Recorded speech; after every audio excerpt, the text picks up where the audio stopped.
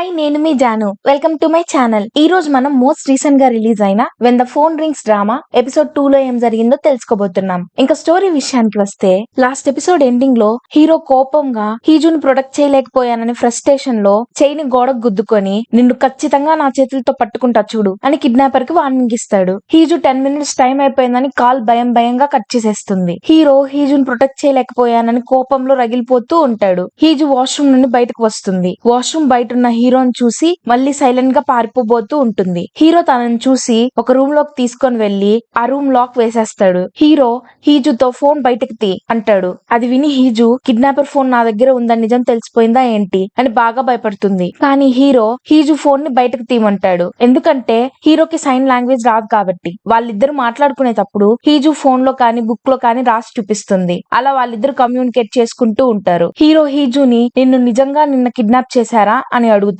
హీజు అవును అని చెప్తుంది. హీరో హీజు దగ్గరికి వచ్చి తన డ్రెస్ ని కొంచెం జరిపి తన మెడ మీద ఉన్న గాయాల్ని చూసి కోపంగా, నాకు అసలు ఎందుకు చెప్పలేదు ఇలా నిన్ను కిడ్నాప్ చేశారని అంటూ హీజు మీద అరుస్తాడు. కిడ్నాపర్ ఫేస్ చూసావా అంటూ ఆ డీటెయిల్స్ అన్ని అడిగి కనుక్కుంటాడు. హీరో హీజు కోసం బాడీ గార్డ్ ని పిలిపించి వాళ్ళతో ఇంటికి వెళ్ళమంటాడు. దూజే హీరోకి కాల్ చేసి, కిడ్నాపర్ కరెక్ట్ గా 10 minutes ముందే కాల్ కట్ చేశాడు, అందుకే కాల్ ట్రేస్ చేయలేకపోయాం అంటాడు. హీరో, నేను వాయిస్ రికార్డింగ్ పంపిస్తాను, వాయిస్ ఎవరిదో అన్నా కనిపెట్టండి, అర్జెంట్ గా వాడెవడో కనుక్కోవాలి, ఎందుకంటే ఎవరికి తెలియని మా పర్సనల్ ఫ్యామిలీ డీటెయిల్స్ అన్ని వాడికి తెలుసు అంటాడు. హీజు ఇంటికి వచ్చి పదే హీరోతో మాట్లాడిన కాల్ రికార్డింగ్ వింటూ ఆనందపడుతూ ఉంటుంది. ఎందుకంటే కాల్లో హీరో భయపడ్డం చూసి హీజుకి ఆనందం వస్తుంది. అలాగే హీరోకి నీ వైఫ్ ని కత్తితో పొడిచి చంపబోయాను అని చెప్పగానే ఎందుకంత కోప్పడ్డాడు అని ఆలోచిస్తూ ఉంటుంది. ఈ లోపల హీరో ఇంటికి వచ్చిన సౌండ్ విని గబగబా ఆ కిడ్నాపర్ ఫోన్ ని పర్స్ లో దాచేస్తుంది. హీరో హీజు దగ్గరికి వచ్చి నీ కార్ కీ ఇవ్వు అంటూ తన పర్స్ ని తీసుకోబోతుంటాడు. హీజు తన పర్స్ ని లాక్కొని కార్ కీని హీరోకి ఇస్తుంది. హీజుకి కిడ్నాప్ చేసినప్పుడు కార్ లో మాట్లాడింది గుర్తొచ్చి హీరో బ్లాక్ బాక్స్ చెక్ చేస్తే నిజమంతా తెలిసిపోతుందని హీరోని ఆపడానికి కార్ దగ్గరికి పరిగెడుతుంది. ఈ లోపల హీరో కార్ దగ్గరికి వెళ్తాడు. ఆ కార్ లో సీట్ డ్యామేజ్ అవ్వడం చూసి హీరోకి బాగా కోపం వస్తుంది.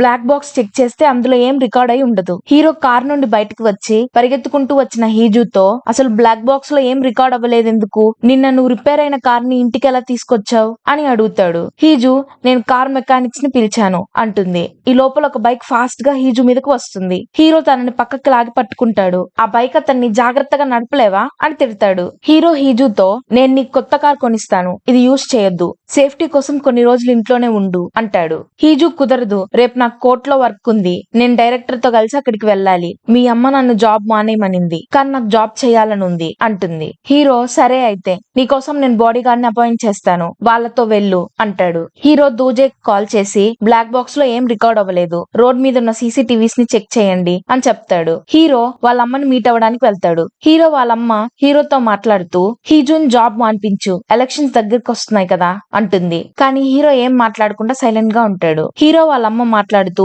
అమ్మాయి నాకు అస్సలు నచ్చలేదు, అసలు హీజుతో నీకు పెళ్లి చేయకుండా ఉండాల్సింది అంటుంది. హీరో మాట్లాడుతూ, వాళ్ళ అక్క పారిపోయినా మీరేగా డాడీకి ఉన్న తప్పుల్ని కప్పిపుచ్చడానికి వాళ్ళ ఛానల్ అవసరం ఉందని వాళ్ళ చిన్న కూతురునైనా పెళ్లి చేసుకోమని చెప్పింది అంటాడు.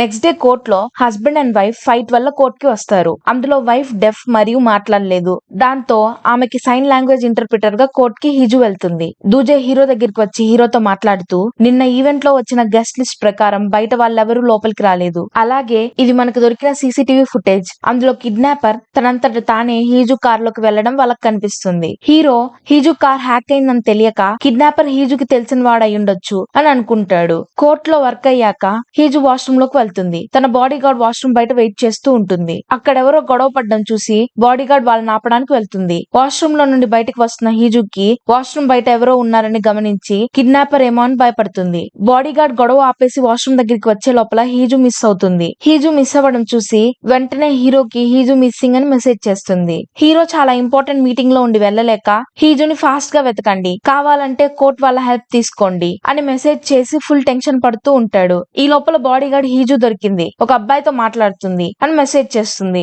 హీరో హీజు అబ్బాయితో ఉందా, ఆ అబ్బాయి ఎవరు, ఎలా ఉంటాడు అని మెసేజ్ చేస్తూ ఉంటాడు. బాడీ గార్డ్ హీజు మాట్లాడే అబ్బాయిని ఫోటో తీసి పంపిస్తుంది. తనే మన సెకండ్ లీడ్. తన పేరు సంగు. తను హీజు కాలేజ్ సీనియర్. తను ఒక సైకియాట్రిక్ మరియు యూట్యూబర్ కూడా. తను ఎప్పటి నుండో హీజుని లవ్ చేస్తూ ఉంటాడు. హీజుతో మాట్లాడడం కోసం సైన్ లాంగ్వేజ్ కూడా నేర్చుకుంటాడు. హీరో బాడీ గార్డ్ పంపించిన ఫోటోలో హీజు సంగుతో మాట్లాడుతూ నవ్వుతూ ఉండడం చూసి జలస్ ఫీల్ అవుతాడు. హీజు బాడీ గార్డ్ ఆ అబ్బాయి హ్యాండ్సమ్ గా ఉన్నాడు, ఫిజిక్ కూడా బాగుంది అని మెసేజ్ చేస్తూ ఉంటుంది. హీరో జలస్ తో ఆ అబ్బాయి గురించి నాకెందుకు, హీజుని ప్రొటెక్ట్ చేయండి చాలు అని మెసేజ్ చేస్తాడు. సంగు హీజుతో మాట్లాడుతూ 3 years నుండి ఏమైపోయావు, నీకోసం ఎంత వెతికానో తెలుసా, సడన్ గా ఒక రోజు నేను న్యూస్ ఛానల్లో ఇంటర్ప్రిటర్ గా చూశాను. నేను అదే ఛానల్లో ఒక కొత్త క్రిమినల్ ప్రోగ్రామ్ కి సైకియాట్రిక్ గా ప్రోగ్రామ్ జాయిన్ అవ్వడానికి ఒప్పుకున్నా. నేను కొన్ని రోజులు అక్కడే వర్క్ చేయబోతున్నా అని చెప్తాడు. హీజు సంగుని కలిసినందుకు హ్యాపీగా ఫీల్ అవుతుంది. ఇద్దరు వాళ్ళ ఫోన్ నంబర్స్ ని ఎక్స్చేంజ్ చేసుకుంటారు. హీజు వాళ్ళమ్మ హీజుని మీట్ అవ్వడానికి ఇంటికి వస్తుంది. ఆమె వచ్చిన నుండి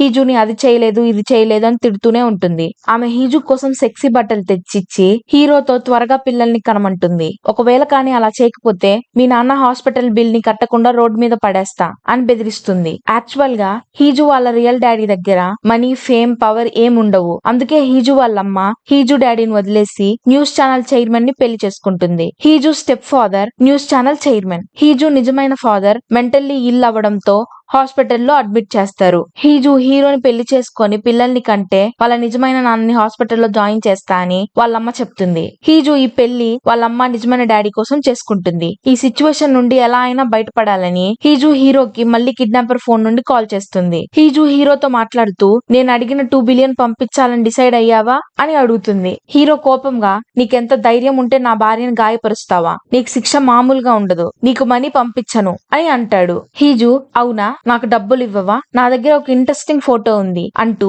హీజు వాళ్ళ అమ్మ ఇచ్చిన సెక్సీ డ్రెస్ వేసుకొని తన కాల్ని ఫోటో తీసి హీరోకి సెండ్ చేస్తుంది. హీరో అది చూసి ఇది ఫేక్ ఫోటో అని వాదిస్తాడు. హీజు నీ వైఫ్ తొడ మీద పుట్టుమచ్చ ఉందని కూడా తెలీదా నీకు అంటూ వెటకారంగా నవ్వుతుంది. నీకంత డౌట్ ఉంటే వెళ్లి చెక్ చేసుకోపో అంటుంది. అది విని హీరోకి బాగా కోపం వస్తుంది. కాల్ కట్ అయ్యాక హీరో దోజే దగ్గరికి వెళ్తాడు. దోజే ఒక టీమ్ తో కిడ్నాపర్ కాల్ ని ట్రేస్ చేయడానికి ట్రై చేస్తారు. కానీ మళ్ళీ కాల్ ట్రేస్ చేయలేకపోతారు. హీరో ఆ ఫోటో చూపించి ఈ ఫేక్ ఫోటో వెతకమని చెప్పబోతాడు. ఒకవేళ ఇది హీజు రియల్ ఫోటో అయితే అని ఏం చెప్పకుండా ఆపేస్తాడు. హీజుకి హీరో అది ఫేక్ ఫోటో అన్నందుకు కోపం వస్తుంది. ఎందుకంటే హీజు ఆ ఫోటో తీయడానికి ఎంతో సేపు కష్టపడుతుంది. హీరో కోపంగా ఇంటికి రావడం హీజు రూమ్ లోకి వెళ్తాడు. హీరో రావడం విని హీజు ఫాస్ట్ గా దుప్పట్లోకి దూరుతుంది. హీరో దుప్పటి తీసేసి హీజు తొడ మీద పుట్టుమచ్చ ఉందా లేదా చూద్దాం అనుకుంటాడు. కానీ హీజు భయపడుతూ ఉండడం చూసి సారీ చెప్తాడు. హీరో హీజుతో మాట్లాడుతూ ప్రెసిడెన్షియల్ ఆఫీస్ లో సైన్ లాంగ్వేజ్ ఇంటర్ప్రిటర్ రిక్రూట్మెంట్ జరుగుతుంది. నువ్వు జాబ్ మానేయాలనుకోవట్లేదు అన్నావుగా,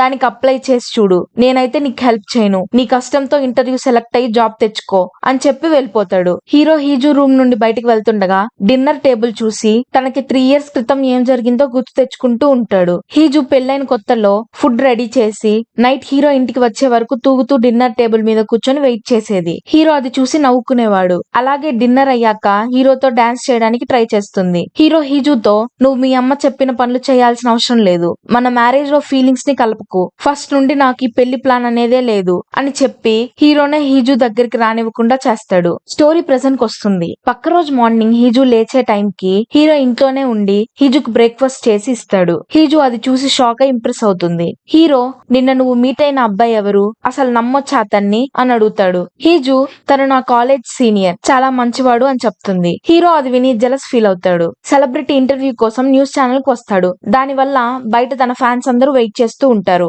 ఆ క్రౌడ్ లో అందరూ తోసుకుంటూ ఉండడంతో యూరి కింద పడిపోతుంది. సంగు తను కింద పడిపోకుండా కాపాడుతాడు. యూరి చేతిలో ఉన్న కాఫీ లీక్ అయి సంగు చెయ్యి కాలుతుంది. యూరి సంగుకి కాఫీ స్పిల్ చేసినందుకు సారీ అని చెప్తుంది. సంగుయే తన కొత్త ప్రోగ్రామ్ లో జాయిన్ అవడానికి వచ్చిన డాక్టర్ అని తెలుస్తుంది. సంగు యూరితో మాట్లాడుతూ బయట ఉన్న ఫ్యాన్స్ ని తిడతాడు. యూరి ఫ్యాన్స్ ని ఏమనకండి, నేను ఒకరి ఫ్యాన్ గా చెప్తున్నా, నేను స్పోక్స్ పర్సన్ సవోన్ ఫ్యాన్ ని, ఫ్యాన్స్ ప్రేమ ఎంత పవిత్రమైనదో మీకు తెలీదు, అది ప్రేమ కాదు భక్తి అని చెప్తుంది. సంగు అలాంటి ప్రేమ అయితే నేను చేశాను, నా ఫస్ట్ లవ్ ని అని చెప్తాడు. హీజు తన నిజమైన డాడీని మీట్ అవడానికి వెళ్తుంది. తన డాడీ మెంటల్లీ ఇల్, చిన్న పిల్లాళ్ళ తనని చూసుకోవాలి. హీజు హాస్పిటల్ కి వెళ్లేటప్పుడు తన డాడీకి ఇష్టమైన ఫుడ్ ని తీసుకొని వెళ్తూ ఉంటుంది. హీజు వాళ్ళ డాడీ దగ్గరికి వచ్చి తన కష్టాలన్నీ చెప్పుకుంటూ ఉంటుంది. హీజు వాళ్ళ డాడీతో, నువ్వు మమ్మీ దగ్గరికి నన్ను ఎందుకు పంపించేశావు, నీ దగ్గరే నన్ను ఉంచుకొని ఉండుంటే బాగుండే వాళ్ళం కదా అంటుంది. హీజు వాళ్ళ డాడీ, నా కూతురి డ్రీమ్ ఏంటో తెలుసా, యాంకర్ అని చెప్తాడు. హీజు బాధగా, నేను నీ దగ్గర ఉంటే నా డ్రీమ్ ఫుల్ఫిల్ అవ్వదని అమ్మ దగ్గరికి పంపించావా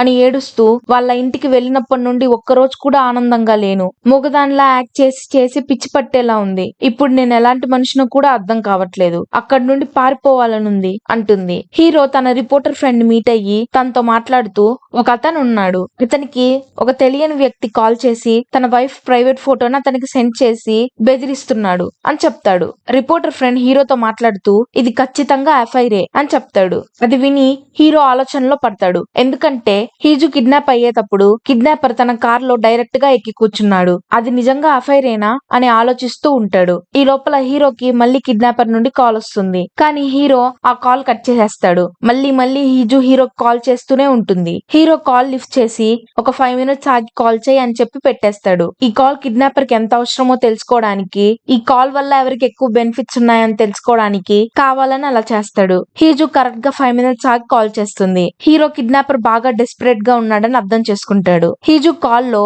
ఏం నాతో నాటకాలు ఆడుతున్నావా అని తిడుతుంది.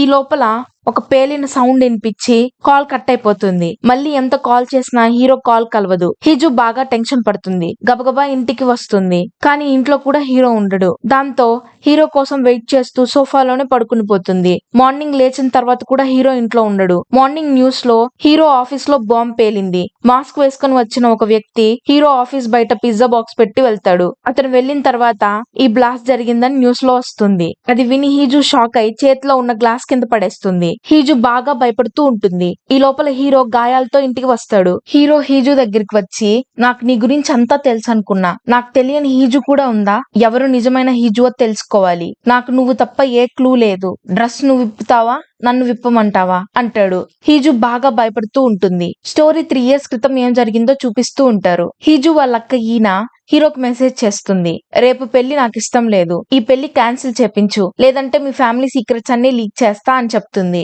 హీరో, మీ చెల్లి హీజుకి ఒక పెద్ద కన్స్ట్రక్షన్ కంపెనీ ఉన్న వాళ్ళకి ఇచ్చి పెళ్లి చేస్తా అంటున్నారు, అది నిజమా అని అడుగుతాడు. ఈయన, అవును, వాళ్ళ అమ్మ మూర్ఖత్వంతో డబ్బుల కోసం ఏం చేయడానికన్నా సిద్ధంగానే ఉంటుంది అని చెప్తుంది. హీరో, అయితే రేపు పెళ్లి క్యాన్సిల్ చేయకు, రేపు నీ బదులు మీ చెల్లిని పెళ్లి చేసుకుంటా అని చెప్తాడు. ఇక్కడితో ఎపిసోడ్ 2 ముగుస్తుంది. నెక్స్ట్ ఎపిసోడ్ లో ఏం జరిగిందో తెలుసుకోవడం కోసం నా ఛానల్ కి సబ్స్క్రైబ్ చేసి లైక్ చేయండి. నెక్స్ట్ మీకు ఏ డ్రామా ఎక్స్ప్లెనేషన్ కావాలో కామెంట్ సెక్షన్ లో మెన్షన్ చేయండి. నెక్స్ట్ వీడియోలో కలుద్దాం. బై.